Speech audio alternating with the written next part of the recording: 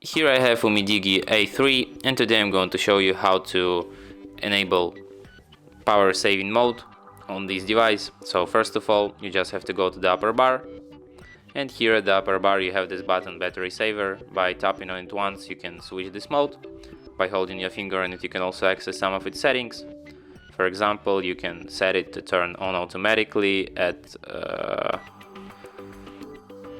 these battery percents, which you can choose from 5% to 75. Let's set it for example on 27, I guess. And that's it.